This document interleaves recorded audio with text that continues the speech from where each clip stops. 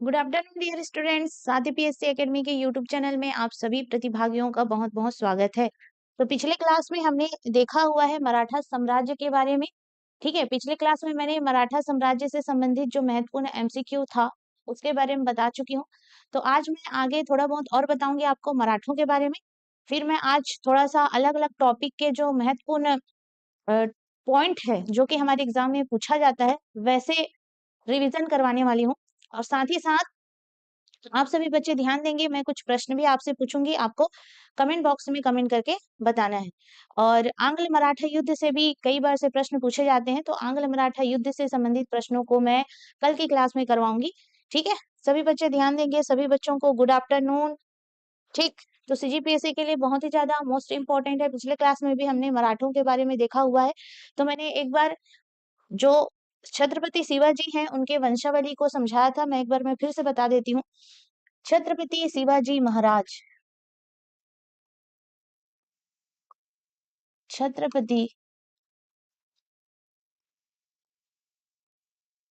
शिवाजी महाराज, महाराज की युद्ध पद्धति का नाम बताइए। ऐसा प्रश्न कई बार से पूछा जाता है।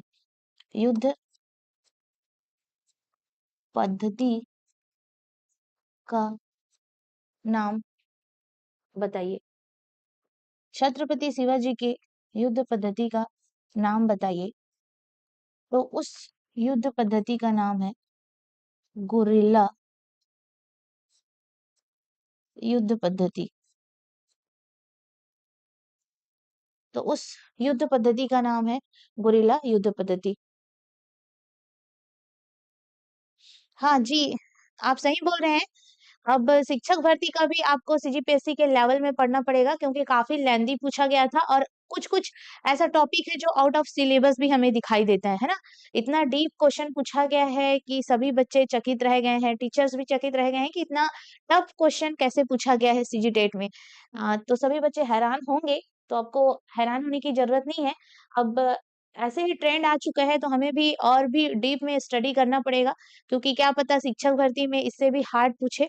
तो सभी को प्रैक्टिस करनी है, सभी को ऑथेंटिक बुक खरीदना है और डीप में जाके सभी बच्चों को पढ़ना है। हम भी आपको डीप में जाके ही पढ़ाएंगे, ठीक है। तो मैंने पिछले क्लास में सीजीपीएससी का जो टॉपिक पढ़ाया था वो है मराठा साम्राज्य। तो मराठा साम्राज्य के जो संस्थापक हैं शिवाजी, उनके बारे में थोड़ा बहुत डिस्कस कर लेते हैं। फिर कल के क्लास में हम लोग आंग्ल मराठा युद्ध से संबंधित प्रश्नों को देखेंगे। तो कई बार से प्रश्न पूछा जाता है कि शिवाजी की गोरिल्ला जो युद्ध पद्धति थी उस युद्ध पद्धति का नाम क्या है। तो गोरिल्ला युद्ध पद्धति, इसी को किसी किसी बुक में छापा मार युद्ध भी कहा जाता है। छापा मार युद्ध भी कहा जाता है। ठीक है, मैं एक बार इनके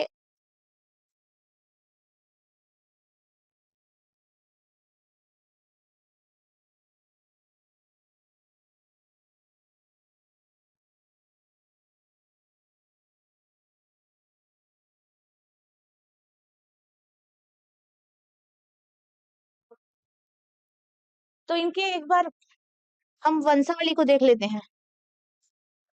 शिवाजी, शिवाजी,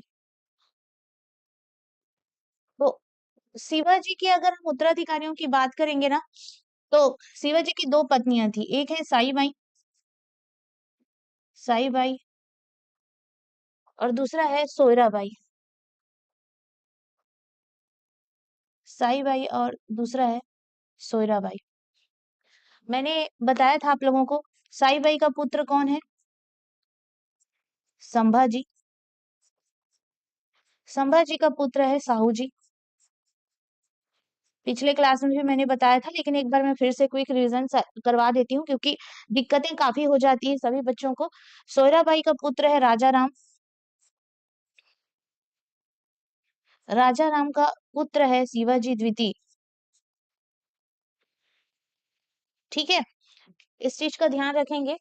और ये जो संभाजी है, इसका सलाहकार कौन था? कवि कलश था। कवि कलश। देखो, आजकल का ट्रेंड क्या हो चुका है कि क्रमानुसार सीक्वेंस में अरेंज करने वाले क्वेश्चन। तो अगर आपको यहाँ पे छत्रपतियों को अरेंज कीजिए, छत्रपति को अरेंज करने के लिए पूछा जाए, तो सबसे पहले जो छत्रपति था वो आपका शिवाजी था। शिवाजी के बाद कौन है? संभाजी है भाई, संभाजी।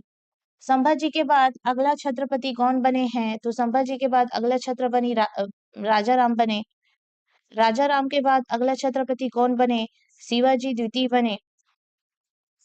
शिवाजी द्वितीय 4 वर्ष के थे, तो उनकी जो माता है ताराबाई, यानी कि राजा राम की पत्नी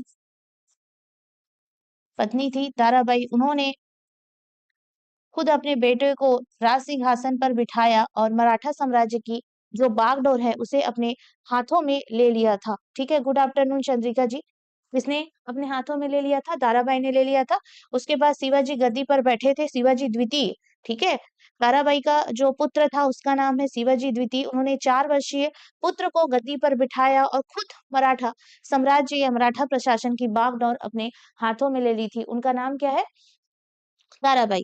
तो राजा राम के बाद शिवाजी द्वितीय जो है वो गद्दी पर बैठते हैं, लेकिन जैसे ही औरंगजेब की मृत्यु होती है 1707 में, आप देखे हैं जैसे ही औरंगजेब की मृत्यु होती है 1707 में, तो यहाँ पर अगर हम बात करें तो ताराबाई और साहूजी महाराज की लड़ाई होती है 1707 में, जिसे आप खेड़ा का युद्ध के नाम से जानते हैं। ठीक है, तो 1707 में जब खेड़ा का युद्ध होता है, उसके बाद अगला छत्रपति कौन बनता है? तो अगला छत्रपति जो बनते हैं वो साहू जी महाराज बनते हैं। ठीक है, कल इससे रिलेटेड और भी प्रश्नों को लाऊंगी, लेकिन आज मैं कुछ क्विक रिवीजन आप लोग को करवाने वाली हूँ भिन्न भिन्न टॉपिक से। ठीक है, तो यहाँ पर आप देख सकते हैं कि साहू जी महाराज और ताराबाई के बीच कौन सा युद्ध हुआ, ऐसा कभी पूछा जाए तो ध्यान रखेंगे सभी बच्चे। साहू जी महाराज एवं ताराबाई के बीच जो युद्ध हुआ था उसे हम खेड़ा के युद्ध के नाम से जानते हैं। कब हुआ था खेड़ा का युद्ध? 1707 में हुआ था। उसके बाद जो मराठा प्रशासन की बागडोर है वो ताराबाई से किसके पास आ जाता है? साहू जी के पास आ जाता है, और साहू जी उसके बाद अपने पेशवा के पद पर नियुक्त करते हैं, जिसे हम जानते हैं बालाजी विश्वनाथ। तो कई बार से पूछा जा सकता है कि मराठा साम्राज्य का वास्तविक संस्थापक किसे कहा जाता है? ठीक है, तो याद रखिएगा बालाजी विश्वनाथ को कहा जाता है। यहीं से पेशवा पद की शुरुआत होती है, और बालाजी विश्वनाथ के बाद जो पेशवाओं के क्रम है उसको आप जानती ही हैं। और भी ये सारे प्रश्नों को मैं बताते हुए चलूंगी। तो पिछले क्लास में मैंने मराठा साम्राज्य पढ़ाया हुआ है, तो ये सारी बातों को भी आपको थोड़ा-सा ध्यान में रखते हुए चलना है। ओके? चलिए नेक्स्ट, अब यहाँ पे मैं सल्तनत कालीन कुछ राजवंशों के बारे में आपको रिवाइज करवा देती हूँ। ठीक है? चूँकि आज का जो सेशन है वो फुल्ली रिवीजन सेशन है। ठीक है? जिस तरह से प्रश्न आ रहे हैं तो हमें बीच-बीच में सबको रिवाइज भी करते हुए चलना है। तो यहाँ पर सल्तनत कालीन कुछ राजवंश हुए हैं, है ना? मतलब दिल्ली सल्तनत में कौन-कौन से राजवंश हुए हैं, तो ये भी आपको पता होना चाहिए। मैम, एमएसडब्ल्यू के बारे में जानती हो? हाँ, जानती हूँ जी, एमएसडब्ल्यू के बारे में, लेकिन मैं कल आप लोग को और भी अच्छे से इसके बारे में रिसर्च करके मैं बता दूँगी, ठीक? एक वीडियो बना दूँगी आप लोग के लिए, अगर आप लोग को जानना है तो, ठीक है? एकदम डिटेल में, टेंशन मत लीजिए आप लोग। तो कई बार से हमें पूछा जाता है ना कि दिल्ली सल्तनत में कौन-कौन से राजवंशों ने शासन किया है, तो याद रखिएगा दिल्ली सल्तनत में शासन करने वाले 5 राजवंश थे। दिल्ली सल्तनत में शासन करने वाले 5 राजवंश थे। इन अगर राजवंशों को आपको याद करना है ना, तो उसके लिए भी मैंने एक ट्रिक बताया था। गुलाब खिले तो सूंघ लो, गुलाब खिले तो सूंघ लो, गुलाब खिले तो सूंघ लो, ये ट्रिक मैंने बताया था।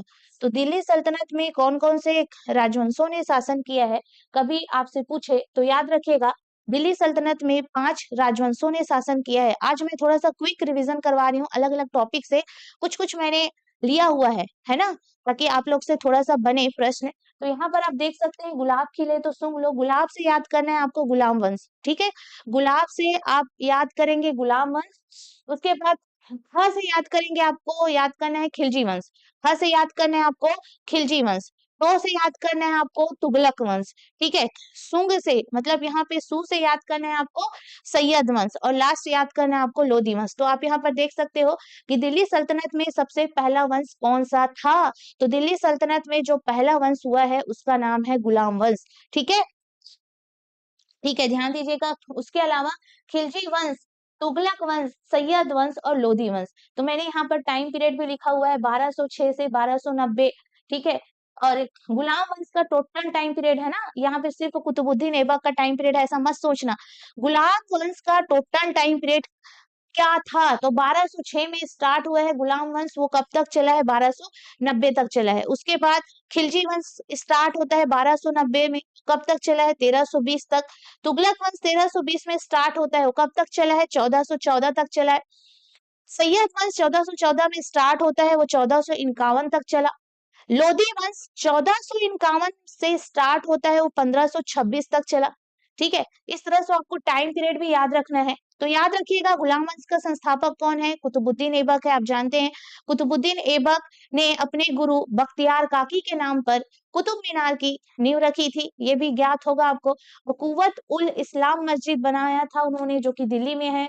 साथ ही साथ उन्होंने अजमेर में 2.5 दिन का झोपड़ा बनाया था। तो अजमेर में 2.5 दिन का झोपड़ा बनाने वाला शासक कौन था, तो वो था कुतुबुद्दीन ऐबक, ठीक है। उसके बाद यहाँ पे खिलजी वंश का संस्थापक कौन था, जलालुद्दीन खिलजी। तुगलक वंश का संस्थापक कौन था, गाजी मलिक, जिसे आप गयासुद्दीन तुगलक के नाम से जानते हैं। सैयद वंश का संस्थापक कौन था, खिज्र खां था। कौन था, खिज्र खां। लोधी वंश का संस्थापक कौन था, बहलोल लोधी। तो छोटी छोटी बातों को जान लो, साथ ही साथ मैं एमसीक्यू भी करवाऊंगी, तो आपको और भी ज्यादा डिटेल में पता चलेगा, ठीक है।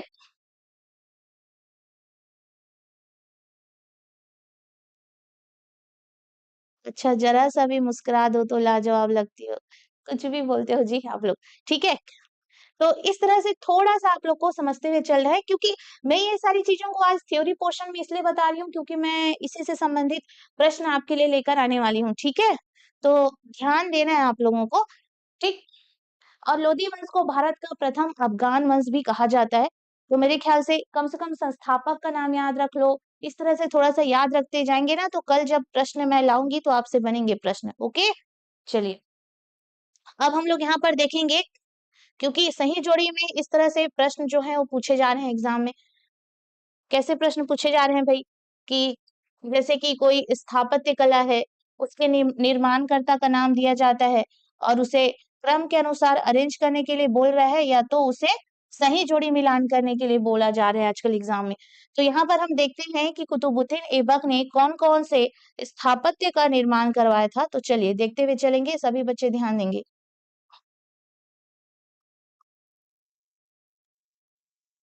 तो यहाँ पर देख सकते हैं कुतुबुद्दीन ऐबक। कुतुबुद्दीन ऐबक दिख रहे होंगे आप सभी को। कुतुबुद्दीन ऐबक दिखाई दे रहे होंगे आप सभी को। कुतुबुद्दीन ऐबक, ठीक है, इन्होंने दिल्ली में करवाया था कुव्वत उल इस्लाम मस्जिद, जो कि कुतुब मीनार परिसर के पास ही स्थित है, ठीक है। तो कुतुबुद्दीन ऐबक ने किसका निर्माण करवाया था? कुतुबुद्दीन ऐबक ने कुव्वत उल इस्लाम मस्जिद का निर्माण करवाया था, और साथ ही साथ कुतुब मीनार का भी निर्माण इन्होंने करवाया था। लेकिन इसे पूरा करने का श्रेय किसे दिया जाता है? कई बार से प्रश्न पूछा जा सकता है। तो याद रखिएगा, इसे पूरा करने का श्रेय दिया जाता है इल्तुतमिश को। लेकिन बाद में, ठीक है, तुगलक डायनेस्टी आते-आते क्या होता है कि आंधी-तूफान की वजह से ऊपर की जो इमारतें हैं वो गिर जाती है, ठीक है? तो उसे पुनर्निर्मित करने का श्रेय किसे दिया जाता है? फिरोज शाह तुगलक को दिया जाता है। तो जो भी मैं बोल रही हूँ ना, उसे थोड़ा-सा अपने माइंड में सेट करते हुए चलेंगे, क्योंकि बहुत ज़्यादा इम्पोर्टेंट है ये सारी चीज़ें। और आज मैं क्विक रिवीजन करवा रही हूँ, फिर इसी से रिलेटेड कल हम लोग फिर से प्रश्नों को करेंगे, ओके? उसके बाद अगर हम इल्तुतमिश की बात करें, तो इल्तुतमिश ने दिल्ली में बनाया था कुतुब मीनार और गंधक की बावली मेहरौली स्तंभ के समीप, ठीक है? गंधक की बावली मेहरौली स्तंभ के समीप। साथ ही साथ इन्होंने सुल्तानगढ़ी का मकबरा भी बनवाया था। तो किसने सुल्तानगढ़ी का मकबरा बनवाया था? इल्तुतमिश ने सुल्तानगढ़ी का मकबरा भी बनवाया था, ठीक है। उसके बाद नागोरी गेट, नागोरी गेट मोइनुद्दीन चिश्ती की दरगाह। साथ ही साथ इन्होंने बनाया था ठीक है। अब दिल्ली के नागोरी गेट के पास मोइनुद्दीन चिश्ती का दरगाह भी, ठीक है, इन्होंने बनाया था। तो देखो, मोइनुद्दीन चिश्ती की दरगाह, मेन जो दरगाह है वो कहाँ पर है? अजमेर में है, ठीक है। मोइनुद्दीन चिश्ती की जो दरगाह है वो कहाँ है? अजमेर में है, लेकिन दिल्ली में भी उन्होंने नागोरी गेट के पास मोइनुद्दीन चिश्ती का दरगाह जो है वो बनवा दिया था, ठीक है। लेकिन अगर हम लोग मोइनुद्दीन चिश्ती की एक्चुअल में जो दरगाह कहाँ है ऐसा पूछा जाए, तो आपको याद रखना है वो अजमेर में है, जिसे हम अजमेर शरीफ के नाम से जानते हैं, जिसे बादशाह हुमायूं ने बनाया था, ठीक है। तो नागौरी गेट दिल्ली में भी मोइनुद्दीन चिश्ती की दरगाह का निर्माण करवाया था इल्तुतमिश ने, थोड़ा सा ध्यान रखेंगे, ठीक है, क्योंकि इतिहास में कई सारी चीजें काफी कंफ्यूजन क्रिएट करते हैं, तो आपको इस चीज का ध्यान रखना है। चलिए, उसके बाद हम चलते हैं आगे बलबन की ओर। तो बलबन ने दिल्ली में बनवाया था लाल महल, ठीक है। बलबन ने दिल्ली में बनवाया था लाल महल। तो पूछा जा सकता है, लाल महल का निर्माण किसने करवाया था? तो लाल महल का निर्माण करवाया था बलबन ने। मैं ये सारी चीजों को क्यों बता रही हूँ? क्योंकि जब मैं कल एमसीक्यू करवाऊंगी तो ऐसे ही प्रश्न पूछे जाते हैं। तो कम से कम आप एक बार इस चीज को पढ़े रहेंगे, तो कल जब एमसीक्यू करवाऊंगी तो बनेंगे कि नहीं बनेंगी सारी चीजें? हाँ, तो बिल्कुल बनेगा। तो इस तरह से याद रखना है, बलबन ने दिल्ली में बनवाया था Lal Mahal. Okay, good afternoon जी, गुड आफ्टरनून। जलालुद्दीन खिलजी महाराष्ट्र में किला का निर्माण कराया था। इसे किलो खरी या किला खरी का किला भी कहा जाता है। तो किला खरी या किलो खरी के किले का निर्माण किसने करवाया था, पूछ दिया जाता है, तो याद रखिएगा जलालुद्दीन खिलजी ने करवाया था। उसके बाद अलाउद्दीन खिलजी की बात करें तो अलाउद्दीन खिलजी ने दिल्ली में सीरी का किला बनाया था, अलाई दरवाजा बनाया था, जैमत खाना मस्जिद बनाया था, हजार खंभों का महल बनवाया था, ठीक है। तो अलाउद्दीन खिलजी के बारे में आप सभी जानते हैं, जिन्होंने रानी पद्मिनी को पाने के लिए चित्तौड़ पर आक्रमण कर दिया था और राणा रतन सिंह के साथ इनकी लड़ाई हुई थी, ठीक है।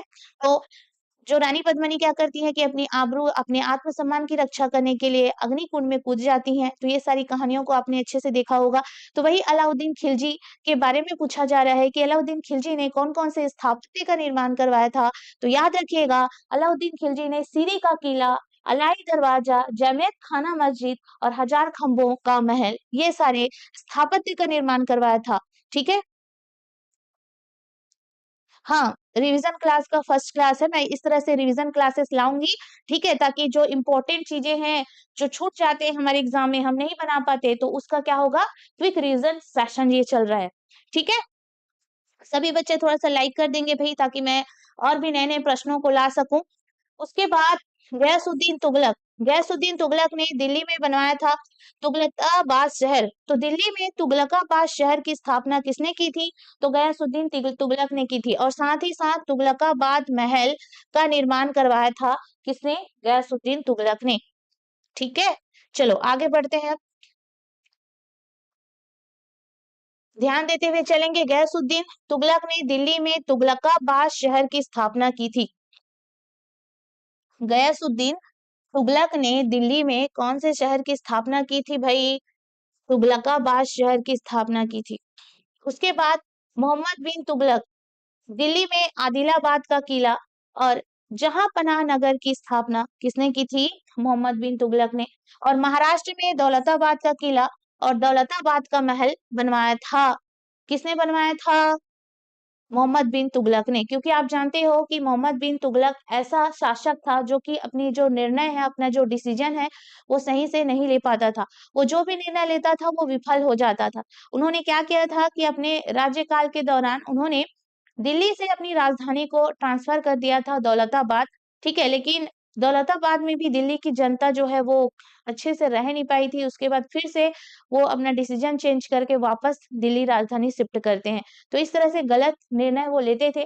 तो वही मोहम्मद बिन तुगलक थे जिन्होंने दिल्ली में आदिलाबाद का किला और जहांपनाह नगर की स्थापना किए थे, और महाराष्ट्र में दौलताबाद का किला और दौलताबाद का महल, इसका निर्माण इनके द्वारा किया गया था, ठीक है। तो 12 बजे ही रहेगा जी टाइमिंग, आज थोड़ा-सा लेट हो गया है, तो दिक्कत वाली कोई बात नहीं है। 12 बजे ही होगा मेरा सीजीपीएससी में क्लास, ठीक है? और अगर टाइमिंग चेंज होता है तो आपको ग्रुप में मैसेज कर दिया जाएगा, ओके? ठीक है। फिरोज शाह तुगलक, फिरोज शाह तुगलक ने दिल्ली में फिरोज शाह कोटला का किला और हौज खाना का निर्माण करवाया था, ठीक है। तो जितने भी बच्चे हैं सभी बच्चे ध्यान देंगे, हौज खाना और फिरोज शाह कोटला किले का निर्माण करवाया था? किसने? फिरोज शाह तुगलक ने। चलिए फिर आगे बढ़ते हैं।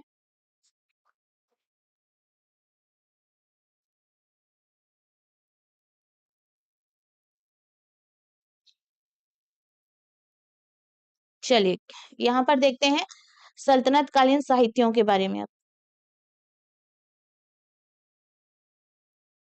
चलिए अब सल्तनत कालीन साहित्यों के बारे में देखते हैं, क्योंकि साहित्य से रिलेटेड भी प्रश्न पूछे जाते हैं, तो हमें साहित्य वाले जो सेगमेंट है उसको भी क्विक रिवीजन करते हुए चलना है। तो सभी बच्चे ध्यान देंगे। अब सल्तनत कालीन साहित्य क्या क्या थे, तो सभी बच्चे नोट करते हुए चलेंगे ना। सल्तनत कालीन साहित्य क्या थे? तो सल्तनत कालीन साहित्य में याद करेंगे तहकीक ए हिंद। तो तहकीक ए हिंद के रचनाकार हैं अल बरूनी। तो आज का जो सेशन है फुल्ली क्विक रिवीजन सेशन है, ठीक है। स्थापत्य कला साहित्य से भी रिलेटेड प्रश्न जो है वो पूछे गए हैं। Good afternoon Isha, good afternoon. तो यहाँ पर मैंने लिखा है तहकीक ए हिंद। तहकीक ए हिंद के रचनाकार कौन है? अल बरूनी, ठीक है। तो कल जो पेपर बना है पेपर बना होगा, कई लोग का अच्छा बना होगा, कई लोग का नहीं बना होगा, नहीं भी बना होगा हो तो आपको हार नहीं मानना है। अभी आगामी आपका सीटेट है, सीजीपीएससी है, ठीक है। तो आपको तल्लीन होकर तत्परता के साथ पॉजिटिव वे में तैयारी करना है, ओके। यहाँ पर देखो किताबुल हिंद या तारिक उल हिंद के रचनाकार भी कौन है? अल बरूनी है। तो तहकीक ए हिंद और किताबुल हिंद के रचनाकार कौन है? अल बरूनी है। तो फास्ट हम लोग रिवीजन कर रहे हैं, तो नोट करते हुए चलना है और इसको याद करना है ना, एज इट इज याद करना है। जब तक आप एज इट इज याद नहीं करोगे दिक्कतें होंगी, क्योंकि काफी सारे प्रश्न जो हैं वो साहित्यों से भी पूछे जा सकते हैं हमारे सीजीपीएससी में। चचनामा जिसके रचनाकार हैं अबू बकर कूफी, यहाँ पर दिखाई नहीं दे रहा है तो ये है अबू बकर कूफी, ठीक है। कुछ स्रोतों में अली अहमद भी इसमें दिखाई देता है। उसके बाद शाहनामा किसकी रचना है? तो शाहनामा फिरदौसी की रचना है। फटाफट नोट करते हुए चलेंगे। उसके बाद जैन उल अखबार अभी शहीद की रचना है। ताजुल मासीर हसन निजामी की रचना है। ये सारे प्रश्न पूछे गए हैं सीजीपीएससी में, इसलिए मैं लेकर आई हूँ। ताज उल मासीर किसकी रचना है? हसन निजामी की रचना है। उसके बाद ये भी पूछा गया है तबकात ए नासरी मिनहाज सिराज की ये रचना है। उसके बाद किताब उर रहला इब्न बतूता की रचना है, ये भी पूछा जा सकता है, जो कि अफ्रीकी यात्री था इब्न बतूता। तारीख ए फिरोज शाही जियाउद्दीन बर्नी ने लिखी है। फतवा ए जहादरी ये लिखा है जियाउद्दीन बर्नी ने, ठीक है। हसरतनामा ये लिखा है जियाउद्दीन बर्नी ने, ये बढ़ती बढ़ती लिखा है, ये बर्नी है, ठीक है। तो जियाउद्दीन बर्नी की कौन कौन सी रचना है इसको थोड़ा सा आप लोग देखते हुए चलेंगे, ठीक है। ये क्विक रिवीजन है, मैं साथ ही साथ एमसीक्यू जब लाऊंगी तो पूरा एक्सप्लेन करते हुए चलूंगी। फिर हाल के लिए आज मैं आप लोग को याद करवा रही हूँ साहित्यों को, ठीक है। तो जैनुल अखबार किसकी रचना है? अभी शहीद की। ताजिल मासिर जितना भी मैंने स्टार लगाया है वो कहीं ना कहीं किसी ना किसी एग्जाम में पूछा गया है, व्यापम के एग्जाम में खासकर पूछा गया है। ताजुल मासिर हसन निजामी की रचना है। तबकात ए नासरी मिनहाज उल सिराज की रचना है। किताब उल रहला इब्न बतूता की रचना है। तारीख ए फिरोज शाही जियाउद्दीन बर्नी की रचना है। फतवा ए जहांदरी जियाउद्दीन बर्नी की रचना है। हसरतनामा जियाउद्दीन बर्नी की रचना है, ठीक है। फटाफट नोट डाउन करते हुए चलेंगे। ओके ओके, ठीक है ठीक है। नेक्स्ट क्लास में हम लोग बैकग्राउंड ही चेंज कर देंगे, ब्लैक बैकग्राउंड रखेंगे तो ठीक रहेगा, ओके। ठीक है, आगे देखते हैं।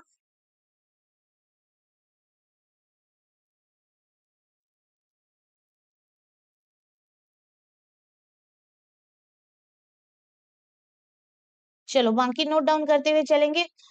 फतुहात ए फिरोज शाही फिरोज शाह तुगलक की आत्मकथा है। कभी पूछा जाए फतुहात ए फिरोज शाही किसकी आत्मकथा है, तो फतुहात ए फिरोज शाही जो है वो फिरोज शाह तुगलक की आत्मकथा है, ठीक है। चलो नोट डाउन करते हुए चलेंगे।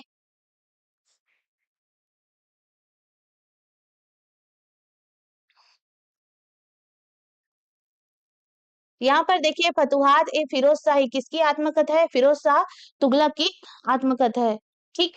उसके बाद खजाइन उल फतूह ये अमीर खुसरो ने लिखा है। खजाइन उल फतूह अमीर खुसरो ने लिखा हुआ है, कहीं कहीं पे इसे फतह भी दिया गया है। तुगलकनामा अमीर खुसरो की रचना है। तारिक ए मुबारक शाही याहिया बिन अहमद सरहिंदी ने लिखा है, सैयद वंश से संबंधित है तारिक ए मुबारक शाही। सियासतनामा निजाम उल मुल्क तूसी की रचना है और जफरनामा मौलाना यजदी की रचना है। इससे संबंधित मैं प्रश्नों को लेकर आऊंगी, तो टेंशन लेने की जरूरत नहीं है। आज सिर्फ आप लोग को नाम को याद करना है। किसको याद करना है? सिर्फ नाम को याद करना है। तो फतुहात ए फिरोज शाही किसकी आत्मकथा है? फिरोज शाह तुगलक की आत्मकथा है। खजाइन उल फतह अमीर खुसरो की आत्मकथा है। तुगलकनामा किसकी आत्मकथा है? अमीर खुसरो की आत्मकथा है। यहाँ पे तुगलक नाम लिखा है, तुगलक नामा है, ठीक है। तुगलकनामा किसकी रचना है? मीर खुसरो की। उसके अलावा तारिक ए मुबारक शाही याहिया बिन अहमद शरहिंदी की रचना है। सियासतनामा निजाम उल मुल्क तूसी की रचना है। जफरनामा मौलाना यजदी की रचना है, ठीक है। तो क्विक मोड पर आप लोग देखते हुए चलेंगे और इसको बनाते हुए चलेंगे। चलिए आगे चलते हैं। प्रशासन, केंद्रीय प्रशासन के पदाधिकारी।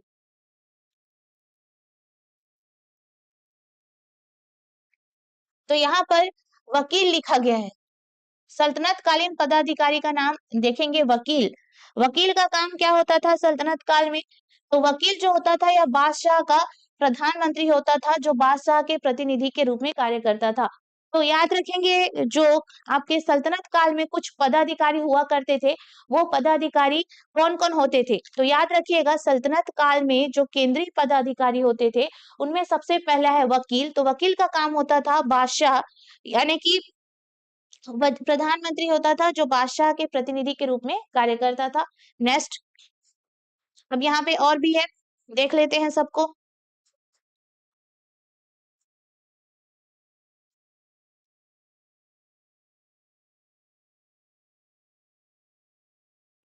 ठीक है, तो यहाँ पर देखो, दीवान या राजकोष विभाग का अध्यक्ष होता था, जिसका मुख्य कार्य आय व्यय का हिसाब रखना होता था। सभी बच्चे ध्यान देंगे।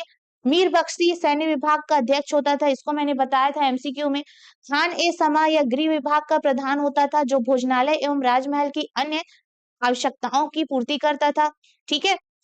अब गृह विभाग का प्रधान होता था, जो भोजनालय एवं राजमहल की अन्य आवश्यकताओं की पूर्ति करता था, ठीक है।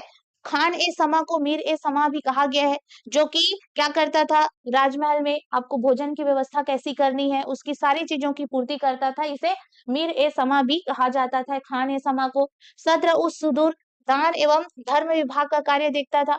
उसके अलावा मुहतासिब, इसको ऐसे लिख सकते हैं, ऐसे लिखा गया है, मुहतासिब, इस्लाम के अनुकूल मान्यताओं एवं आचरण को लागू करवाना, ठीक है। उसके अलावा काजी उल कजात न्याय विभाग का अध्यक्ष होता था, जो इस्लाम के अनुसार न्याय करता था। काजी उल कुजात कौन होता था? न्याय विभाग का अध्यक्ष होता था, जो इस्लाम के अनुसार न्याय करता था, ठीक है। तो सारी बातों को थोड़ा सा नोट डाउन करते हुए चलेंगे।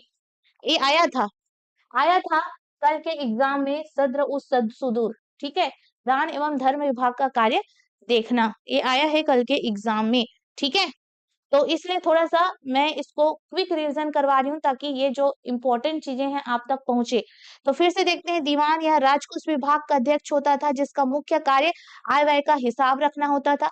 मीर बख्शी सैन्य विभाग का अध्यक्ष होता था, जो सैनिकों की भर्ती एवं वेतन से संबंधित कार्यों को देखता था। उसके अलावा खान ए समा, जिसे मीर ए समा भी कहा गया है, ये गृह विभाग का प्रधान होता था, भोजनालय एवं राजमहल की अन्य आवश्यकताओं की पूर्ति करता था।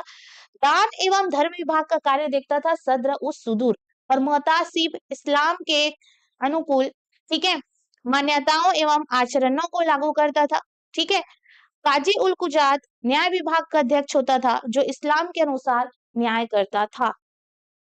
आगे देखते हैं, और केंद्रीय प्रशासन,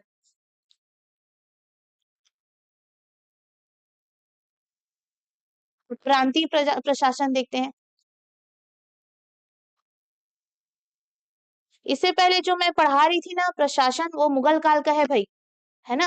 मुगल काल का पढ़ा रही थी, सल्तनत काल मत समझना। मैं बीच बीच से उठा उठा के लाई हूँ, जो जो इम्पोर्टेंट है उसको बीच बीच से मैं उठा उठा के लाई हूँ, तो ध्यान देना है थोड़ा सा।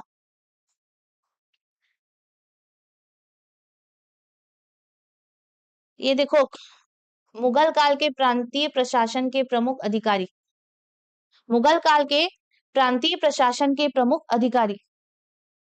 थोड़ा सा समझते हुए चलेंगे। सूबेदार, यह सूबे का सर्वोच्च अधिकारी होता था जो बादशाह के प्रतिनिधि के रूप में शासन करता था। इसकी स्वयं की सेना होती थी। ठीक है। दीवान, यह प्रांत के वित्त विभाग का अध्यक्ष होता था जो केंद्रीय दीवान के प्रति जिम्मेदार रहता था। फौजदार, प्रांतों में विद्रोह का दमन कर शांति व्यवस्था बनाए रखता था। ओके। कोतदार, किसानों से लगान की वसूली करता था। आमिल, किसानों से वसूल की गई लगान को केंद्र को भेजता था। कोतवाल, नगर में शांति व्यवस्था स्थापित करता था। वाक ए नवीस, एक गुप्तचर हुआ करता था। तो ये प्रांतीय प्रशासन के प्रमुख अधिकारी थे मुगल काल में। इससे पहले भी मैं जो पढ़ा रही थी वो भी मुगल काल से ही संबंधित है। ठीक है, क्योंकि सद्र उस सुदूर ये सब कौन से काल में आते हैं, तो मुगल काल में ही आते हैं। और साथ ही साथ आप ये प्रांतीय प्रशासन वाले जो सूबेदार हैं, दीवान है, फौजदार है, पोतदार है, आमिल है, कोतवाल है, वाक ए नवीश है, इसको एक बार अच्छे से पढ़ लेंगे। कल मैं प्रश्नों के साथ ये सारे जो चीजों है उसको एक्सप्लेन करते हुए चलूंगी, है ना।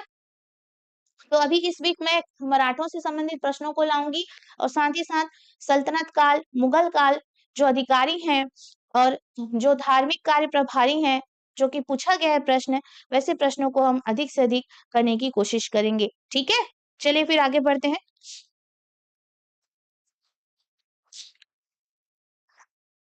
अब मकबरे को देखते हैं, मुगल कालीन मकबरे।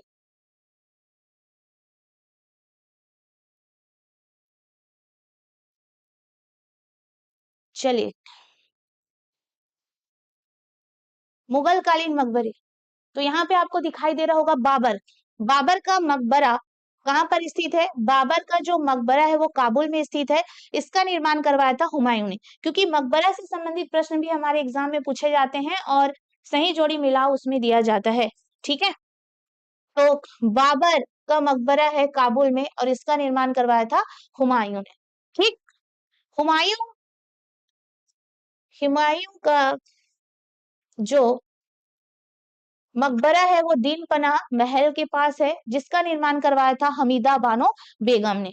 उसके अलावा शेर शाह सूरी का मकबरा है सासाराम बिहार में। शेर शाह ने खुद अपने मकबरे का निर्माण करवाया था मरने से पहले। अकबर का मकबरा है सिकंदरा आगरा में है, जिसका निर्माण करवाया था जहांगीर। तो अकबर का मकबरा कहाँ है? अकबर का मकबरा है सिकंदरा आगरा में, जिसका निर्माण करवाया था जहांगीर ने। शेख सलीम चिश्ती का मकबरा है फतेहपुर सीकरी में, जिसका निर्माण करवाया था अकबर ने। तानसेन का मकबरा कहाँ है? ग्वालियर में, जिसका निर्माण करवाया था अकबर ने। उसके अलावा जहांगीर का मकबरा कहाँ है? शहादरा लाहौर में, इसका निर्माण करवाया था नूरजहां ने। एतमाद उद दौला संगमरमर से निर्मित मकबरा, इसका निर्माण करवाया था नूरजहां ने। अब ये एतमाद उद दौला कौन है भाई? एतमाद उद दौला नूरजहां के पिताजी थे और उन्होंने अपने पिताजी की याद में आगरा में सफेद संगमरमर से युक्त एक मकबरे का निर्माण करवाया था, जिसे हम एतमाद उद दौला के मकबरे से नाम से जानते हैं। अगर हम इनके फादर की बात करें तो इनके फादर का नाम है मिर्जा ग्यास बेग, लेकिन इस्मात उद दौला की उपाधि जहांगीर ने दी थी नूरजहां के पिता को। ठीक है। उसके अलावा अगर हम शाहजहां की बात करें तो शाहजहां का जो मकबरा है आगरा में है, इसका निर्माण करवाया था औरंगजेब ने। और औरंगजेब का जो मकबरा है वो औरंगाबाद में है, इसका निर्माण करवाया था औरंगजेब ने। ठीक है, तो औरंगजेब ने ही खुद ही अपने मकबरे का निर्माण करवाया था भाई। तो इस तरह से आपको क्या करना है, थोड़ा सा मकबरे से संबंधित प्रश्नों को भी याद कर लेना है। ठीक है, तो ये मुगल कालीन मकबरे हैं, मकबरे से संबंधित प्रश्न अधिकतर पूछा जाता है। ठीक है। अगर मैं यहाँ पे तानसेन की बात करूं तो ग्वालियर को तानसेन की नगरी के नाम से जाना जाता है। तानसेन जो थे अकबर के दरबार के महत्वपूर्ण संगीतकार थे और वो अकबर के दरबार के 9 रत्नों में भी शामिल थे। ठीक है, और ग्वालियर को तानसेन की नगरी के नाम से भी जाना जाता है और ग्वालियर को संगीत नगरी घोषित किया है यूनेस्को ने। तो आपको कमेंट बॉक्स में कमेंट करके बताना है कि संगीत नगरी ग्वालियर को, ठीक है, कब घोषित किया है यूनेस्को ने, उसका थोड़ा सा डेट वगैरह आपको लिख के बताना है कमेंट बॉक्स में। ठीक है, चलिए आगे बढ़ते हैं।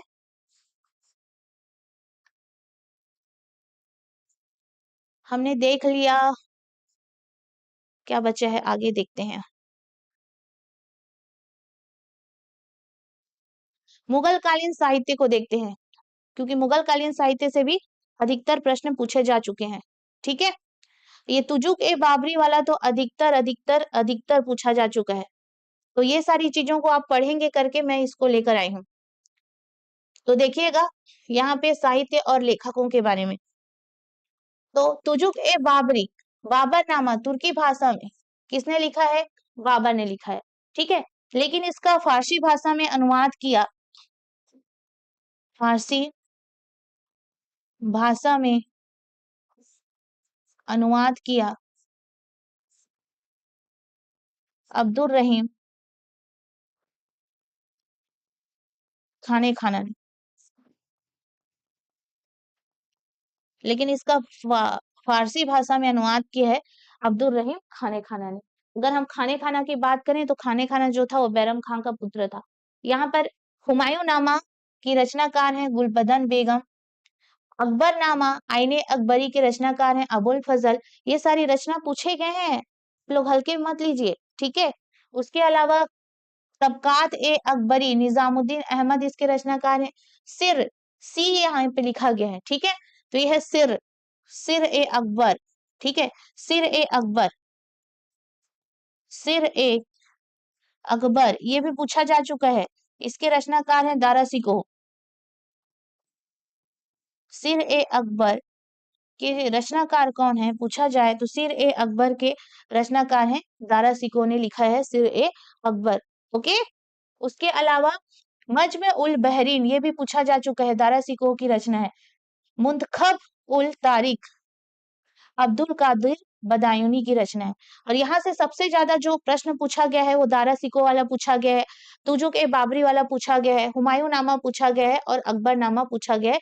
और सिर ए अकबर और मजमा उल बहरीन तो बहुत ज्यादा इंपॉर्टेंट है। अब जानते हैं कि जो औरंगजेब है उसका भाई कौन था? दारा सिकोह था। दारा सिकोह बहुत ही ज्यादा सहिष्णु व्यक्ति था।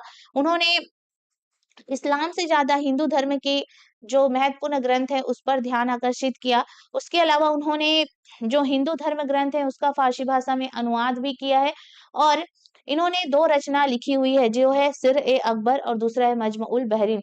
तो सिर ए अकबर और मजमा उल बहरीन किसकी रचना है ऐसा पूछ दिया जाए तो ध्यान रखिएगा सिर ए अकबर और मजमा उल बहरीन जो है वो दारा सिकोह की रचना है। चलिए फिर आगे बढ़ते हैं।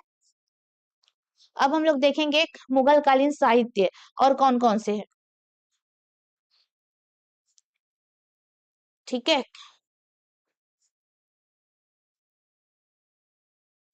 यहाँ पे और कुछ साहित्यों को देख लेते हैं जो छूट गए थे। चलो, तुजुक ए जहांगीरी ध्यान देते हुए चलेंगे, ठीक है। आप ही लोग के लिए लाया जा रहा है ये सारी चीजों को। तुजुक ए जहांगीरी के रचनाकार हैं जहांगीर, ठीक है। जहांगीर के बाद इसे पूरा किया मौदबिन खां, उसके बाद मोहम्मद हादी खान ने पूरा किया है। तो जहांगीर की जो जहांगीरी नामक पुस्तक है उसे किसने किसने पूरा किया है? जहांगीर के बाद मौदबिन खां, मौदबिन खां के बाद मोहम्मद हादी खान ने इसे पूरा किया है। उसके अलावा पाशाह नामा मोहम्मद अमीन कजवीनी और अब्दुल हमीद लाहौरी ने इसे पूरा किया। शाहजहांनामा इनायत खान ने लिखा है। आलमगीरनामा हातिम खां और मिर्जा मोहम्मद काजिम ने लिखा है, ठीक है, ओके। बाबरनामा का फारसी भाषा में अनुवाद अब्दुल रहीम खाने खाना ने किया, ठीक है। उसके अलावा यहाँ पे आपको दिखाई देगा तुजुक ए जहांगीरी, जहांगीर की आत्मकथा है। जहांगीर ने इसे पूरा करने की कोशिश की लेकिन उनका डेथ हो गया। उसके बाद इसे मौदबिन खां और मोहम्मद हादी खान ने पूरा किया। मौदबिन खां और मोहम्मद हादी खान ने पूरा किया है। उसके अलावा और भी मुगल कालीन साहित्य है, मुगल कालीन हिंदी साहित्य है, इसको भी आपको देखना है क्योंकि तुलसीदास कहीं ना कहीं किसके समकालीन थे? अकबर के समकालीन थे भाई, ठीक है। तो इस दौरान आपको इन रचनाओं को भी याद करते हुए चलना है। थोड़ा सा ध्यान देंगे, रामचरितमानस और विनय पत्रिका किसने लिखा है? तुलसीदास ने लिखा है। चूंकि अकबर के समकालीन है इसलिए इसे मुगल कालीन साहित्य भी कहा जा रहा है। उसके अलावा सूरसागर जो है वो सूरदास की रचना है। कविता रत्नाकर जो है वो सेनापति की रचना है। रामचंद्रिका केशवदास की रचना है। प्रेम वाटिका रसखान की रचना है। तो इसको थोड़ा सा याद रखते हुए चलेंगे क्योंकि कहीं ना कहीं ये जो हिंदी साहित्य है मुगल काल में लिखी गई थी और प्रश्न जो है वो पूछे जा सकते हैं क्योंकि आजकल कुछ ज्यादा ही पूछा जा रहा है, डीप में प्रश्न पूछा जा रहा है, इसलिए हमें डीप स्टडी करनी भी जरूरी है। तो रामचरितमानस, विनय पत्रिका किसकी रचना है? तुलसीदास की। सूरसागर सूरदास की रचना है। कविता रत्नाकर सेनापति की रचना है। रामचंद्रिका केशव दास की रचना है। और प्रेम वाटिका जो है वो रस खान की रचना है। ठीक है, चलो आगे। और मुगल कालीन फारसी अनुवाद, है ना? अब फारसी भाषा में अनुवाद किसने किसने किया है भाई? मैंने कई बार से बताया है, मैंने नाम लिया है दारा शिकोह का, तो दारा शिकोह थे। और जानते हैं, किसे जानते हैं? अब्दुल रहीम खाने खाना, जो कि अकबर का संरक्षक बैरम खां का पुत्र था। उसने भी जो तुजुक ए बाबरी है, जो कि तुर्की भाषा में लिखा है, उसका अनुवाद किया था। कौन सी भाषा में अनुवाद किया था? फारसी भाषा में अनुवाद किया था। तो देख लेते हैं भाई एक बार। तो यहाँ पर देखना है आपको, महाभारत रज्मनामा के नाम से यहाँ पे बदायूनी, अबुल फजल और फैजी ने इसे अनुवाद किया है। ठीक है, कौन सी भाषा में अनुवाद किया? फारसी भाषा में अनुवाद किया। रामायण का अनुवाद बदायूनी ने भी किया है। अथर्ववेद हाजी इब्राहिम सरहिंदी ने भी किया है। ये सब कौन है? मुगल हैं जो इसका अनुवाद कर रहे हैं। रास्तरिंगनी का अनुवाद किया है शाह मोहम्मद शाहबादी ने। लीलावती का अनुवाद किया है फैजी ने। लीलावती क्या है? गणित की किताब है। जो किसकी किताब है? भास्कराचार्य की किताब है, जो कि जिसका अनुवाद फारसी भाषा में किया है फैजी ने। पंचतंत्र विष्णु शर्मा ने लिखी है, लेकिन इसका अनुवाद किया है अबुल फजल ने। 52 उपनिषद इसकी इसका अनुवाद किया है दारा सिकोह ने। भागवत पुराण का अनुवाद किया है टोडरमल ने। तो फारसी भाषा में कौन कौन सी पुस्तकों का अनुवाद किया गया है उसको भी मैंने बता दिया है। तो इस तरह से आप जितने भी मुगल साहित्य है, सल्तनत साहित्य है, उसको इस तरह से आप पढ़ते हैं, तो कभी भी साहित्य से प्रश्न पूछे जाएंगे तो आपसे बिल्कुल बनेंगे। नहीं बन रहा है मैडम, ऐसा हो ही नहीं सकता अगर आप रिविजन किए हैं तो। ठीक है, और साथ ही साथ जो अभी रिवीजन करवा रही हूँ उसी से रिलेटेड मैं प्रश्नों को लेकर आऊंगी, तो प्रश्न जो है आपसे बिल्कुल बनेंगे। ठीक है, तो इसीलिए जितने भी साहित्य हैं उससे संबंधित आपको आपके लिए लाया जा रहा है टॉपिक, ताकि आप उनको एक बार देखें, समझें और प्रश्नों को बनाएं। ठीक है, चलो अब हम लोग देखते हैं 1857 के विद्रोह के प्रमुख नेता। आप जानते हैं कि हमारे अभी सीजी टेट में हाल ही में जो एग्जाम हुआ है ना, उसमें इससे प्रश्न जो है बना हुआ है। तो 1857 के विद्रोह के केंद्र और उनके नेताओं के नाम को मैं थोड़ा सा जल्दी जल्दी आप लोग को बता रही हूँ। थोड़ा सा नए नाम आपको देखने को मिलेगा, और नए नाम है इसलिए आपको नोट करते हुए चलना है। तो याद रखना है सबसे पहले गोरखपुर। गोरखपुर से कौन था विद्रोह का नेता? जिसका नाम है गजोधर सिंह। ये थोड़े से नए नाम है, थोड़ा सा पढ़ते हुए चलेंगे। उसके अलावा सुल्तानपुर से थे शहीद हसन। फर्रुखाबाद से है नवाब तफज्जल हुसैन। हरियाणा से है राव तुलाराम। ये 1857 के विद्रोह के नेता ही है ना, मैं कोई अलग नहीं बता रही हूँ। 1857 के विद्रोह के नेता ही है ये। क्या है ना कि थोड़ा सा डीप में जाके प्रश्न पूछा जा रहा है, इसलिए मैंने इसको लेकर आया आप लोग के लिए। ओके, उसके अलावा मथुरा से हैं देवी सिंह। मेरठ से हैं कदम सिंह। मंदसौर से हैं शाहजादा हुमायूं। रायपुर से थे नारायण सिंह। ठीक है, इसी को आप वीर नारायण सिंह बोल सकते हो, वीर नारायण सिंह। उसके अलावा गढ़मंडला देखते हैं आगे।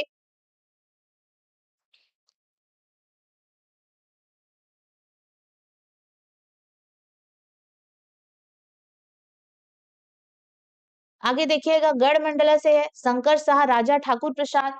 सागर से है शेख रमजान। उड़ीसा से है सुरेंद्र साय। गंजाम से है राधा कृष्ण दंड सेन। कुल्लू से है राणा प्रताप सिंह। सतारा से है रंगोजी बापू। असम से है मणिराम दत्त। तो ऐसे जो प्रश्न है वो बिल्कुल बनेंगे, और ऐसे प्रश्नों को एक बार आपको रिवाइज कर करके रखना है। तो क्यों नहीं बनेंगे, जरूर बनेंगे, क्योंकि हम ऐसे चीजों को छोड़ देते हैं और एग्जाम में देखते हैं कि ये प्रश्न कहाँ से आ गए।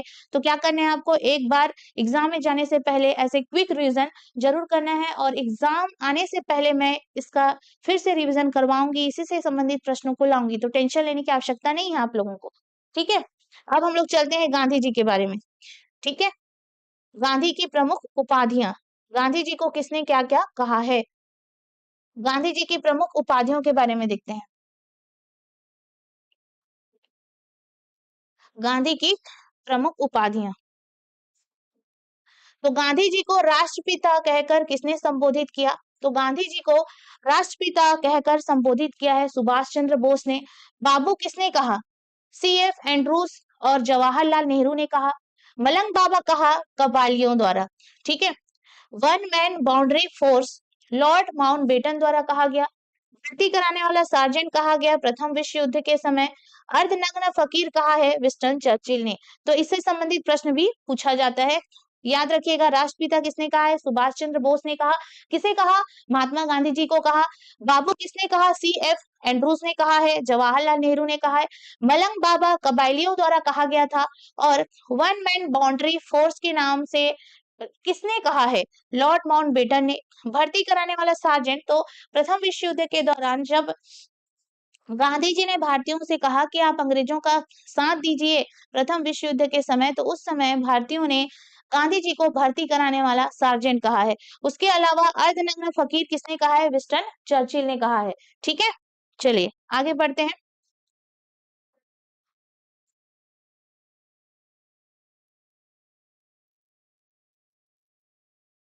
चलो आगे।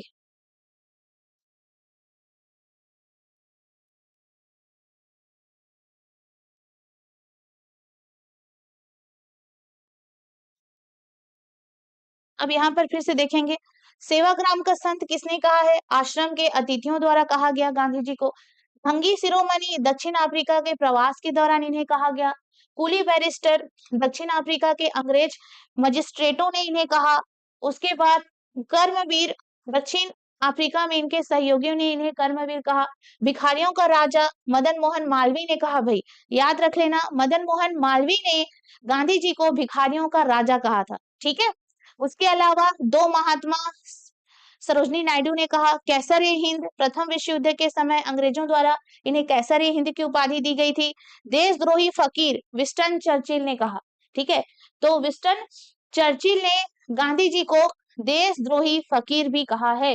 उसके अलावा आधुनिक युग के अज्ञात शत्रु डॉक्टर राजेंद्र प्रसाद ने कहा।